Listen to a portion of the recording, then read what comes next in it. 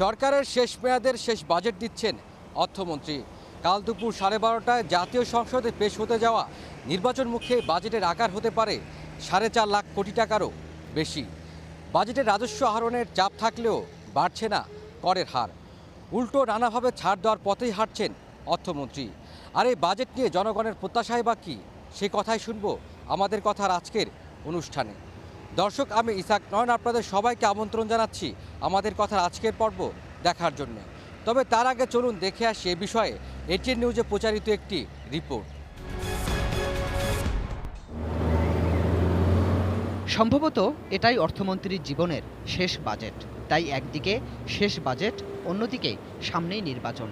ফলে সব পক্ষকে সন্তুষ্ট রাখতে অর্থমন্ত্রীকে হাঁটতেই হলো বড় স্বপ্ন আর বড় আশাবাদের পথে। 83 বছর বয়সেও সাহস দেখালেন ইতিহাসের সবচাইতে বড় বাজেট দেয়ার, যা সংশোধিত বাজেট থেকেও প্রায় 97,000 কোটি টাকা বেশি। সব বাজেটে মানুষকে সন্তুষ্ট করার জন্য দেওয়া হয়। উন্নয়নের মহাসড়কে বাংলাদেশ, সময় এখন আমাদের। সরকারের এমন ঘোষণা অর্থমন্ত্রী মনে রেখেছেন ঠিকই। নিয়েছেন প্রায় 1,81,000 কোটি টাকার উন্নয়ন পরিকল্পনা। করা হবে রাস্তাঘাট, সেতু, বিদ্যুৎ, শিক্ষা, স্বাস্থ্যসহ নানা খাতের উন্নয়ন। গরিবদের জন্য সামাজিক নিরাপত্তা কর্মসূচির আওতায় বাড়ানো হচ্ছে বিভিন্ন ভাতা, যার সুবিধা পাবে প্রায় 1 কোটি মানুষ। এমপিওভুক্তি হবে নতুন আরও 1,000 শিক্ষা প্রতিষ্ঠান। থাকতে পারে বেসরকারি খাতে পেনশনের রূপরেখাও। এটার পুরোপুরি কাজ এখনো হয় নাই, আরো করতে হবে, তার একটা রূপরেখা দেব। জিনিসপত্রের দাম 5.6% বেশি কোনোভাবেই বাড়তে দেবেন না অর্থমন্ত্রী। এসবের মধ্য দিয়ে সার্বিক অর্থনীতিকে এগিয়ে নেবেন 7.8% হারে। অর্থনীতির ভাষায় যা জিডিপি প্রবৃদ্ধি। কিন্তু অর্থমন্ত্রী যে পথে হাঁটছেন সেটা কতটা মসৃণ? কারণ তার বিশাল আকাঙ্ক্ষা, অনেক খরচ, কিন্তু হাতে নেই আয়ের সে মাধ্যম, সেই রাজস্ব সংগ্রহের নতুন নতুন উৎস। আবার বলছেন করের হারও বাড়াবেন না। ব্যবসায়ীদের খুশি রাখতে কমাবেন কর্পোরেট করের হারও। 9 স্তরের জায়গায় করছেন 5 স্তরের ভ্যাট হার। পিছিয়ে দিচ্ছেন নতুন শুল্ক আইনও। জনগণকে স্বস্তি দিতেই তাকে বেছে নিতে হচ্ছে এই সমঝোতার পথ। There is very limited increase in tax rates.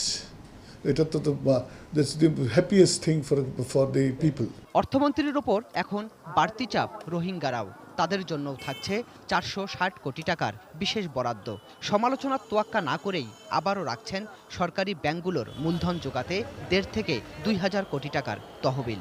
অবশ্য নানা মহলের দাবিতে ঘোষণা দিচ্ছেন ব্যাংকিং কমিশন গঠনেরও। ব্যাংকিং এর একটা কমিশন, সেটা এই জুন মাসে অ্যানাউন্স করব sometime. I have already prepared the terms of reference. সব মিলে স্বাদ আছে, সাধ্য নেই। অর্থমন্ত্রীর অবস্থা অনেকটা সেরকমই। আয়ের সামর্থ্য কম থাকলেও জনগণকে খুশি রাখার চেষ্টায় কমতি নেই। কিন্তু এই স্বাদ আর সাধ্যের সমন্বয়টা কতটা করতে পারবেন অর্থমন্ত্রী? গোলাম কাদির প্রভু, এটিএন নিউজ, ঢাকা। দর্শক, আমরা রিপোর্টটি দেখলাম। এবার চলুন দেখে আসি এ বিষয়ে সাধারণ মানুষ কে কি বলছেন।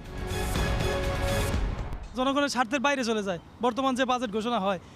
যারা টাকা আছে তারা ঠিকই বড় হচ্ছে, কিন্তু যারা মধ্যবিত্ত মানুষ, নিম্নবিত্ত মানুষ, তাদের কিন্তু এই জিনিসটা গ্রহণযোগ্য হচ্ছে না তাদের পক্ষে।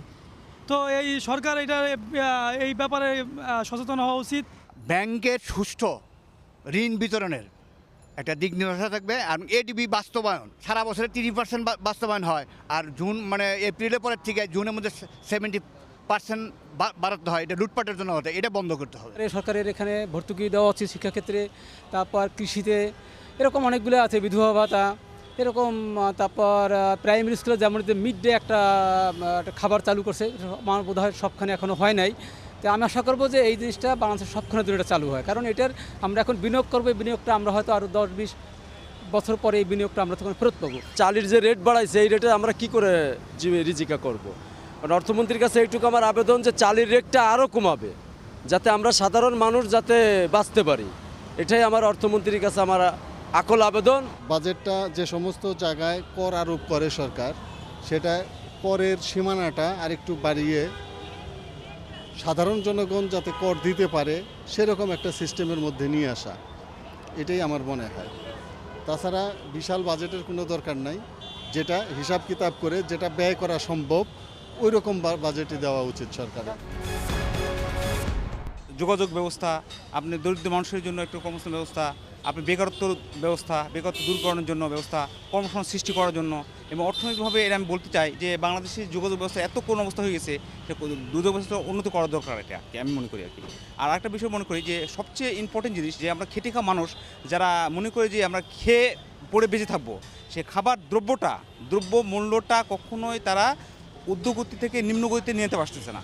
বিশেষ করে চাল ডাল যে কোনো নিত্যপ্রয়োজনীয় সবজি টবজি শুরু করে সব কিছু দ্রব্যমূল্য উদ্যোগতি থেকে এই উদ্যোগতি থেকে নিম্নগতিতে আনার জন্য আমি সবচেয়ে বেশি আবেদন করবো আর কি, এই বাজেটটা যেন মানুষের জন্য উন্নয়নমূলক কর্মক্রম বাজেটটা হয় আর কি। আমরা ওটার সুফল কিন্তু সাধারণ জনগণ পায় না, কিন্তু আমরা দেখা যায় নিম্নমানের চালটা এখনও আপনার 50 টাকা কেজি খাইতে হয়, কিন্তু আপনার সাধারণ জনগণ কিন্তু আপনার ওই যে উন্নয়নের জোয়ারের স্রোতে ভাসতে চায় না, কিন্তু চায় দ্রব্যমূল্যটা নিয়ন্ত্রণে আসুক, জনগণের কাজে লাগুক বাজেটটা। কিন্তু ওই বাজেটটা দেখা যায় কাজে লাগে শুধু একমাত্র বড় লোকের জন্য, আসলে আমাদের সাধারণ জনগণের জন্য ওরকম কাজে আসে না। আমাদের দেশে আসলে এখন বলতে গেলে বলতেই হয় যে অনেক উন্নতি হয়েছে, না হলে এত গাড়ি কোত্থেকে আসে, এত বড় বড় হাইরেজ বিল্ডিং কোত্থেকে আসে। এই যে যাদের এত সম্পদ আছে, আমার মনে হয় যে তাদের উপরে করটা একটু বেশি আরোপ করা উচিত, এবং যাদের এই যে এখন যেটা আছে কর হার যেটা ধরেন 2,50,000 টাকা পর্যন্ত মওকুফ করা আছে, আসলে এটা হচ্ছে 2,50,000 টাকা একেবারেই স্বল্প আয়ের লোকদের জন্য একটা ইনকাম। তো এইটাকে যদি আরেকটু বাড়িয়ে দেওয়া হয়, 3 লাখ টাকা পর্যন্ত যদি মওকুফ করা হয়, তাহলে সাধারণ জনগণের জন্য আরেকটু উপকার হয়। সাধারণ মানুষের পক্ষে যেসব সামাজিক নিরাপত্তামূলক কর্মসূচিগুলি আছে সেগুলি আরও বৃদ্ধি করা উচিত। গ্রাম অঞ্চলের যেসব সামাজিক নিরাপত্তার আওতায় বিধবা ভাতা, তারপরে শিক্ষা ভাতা, অন্য কাবিখা বিভিন্ন রকমের প্রোগ্রাম আছে, এই প্রোগ্রামগুলি আরও ব্যাপকভাবে উন্নত করা উচিত, যাতে সাধারণ মানুষের বাজেটে উপকারে আসে। দর্শক, এতক্ষণ আপনারা দেখছিলেন আগামী অর্থ বছরের বাজেট নিয়ে সাধারণ মানুষের প্রতিক্রিয়া অনুষ্ঠান আমাদের কথার আজকের পর্ব এ পর্যন্তই। আমি ইসাক নয়ন আপনাদের সবার কাছ থেকে বিদায় চেয়ে নিচ্ছি। দেখা হবে আগামী পর্বে একই সময়ে অন্য কোনো বিষয় নিয়ে। আর সে পর্যন্ত সুস্থ থাকুন, ভালো থাকুন, এটেন নিউজের সঙ্গেই থাকুন।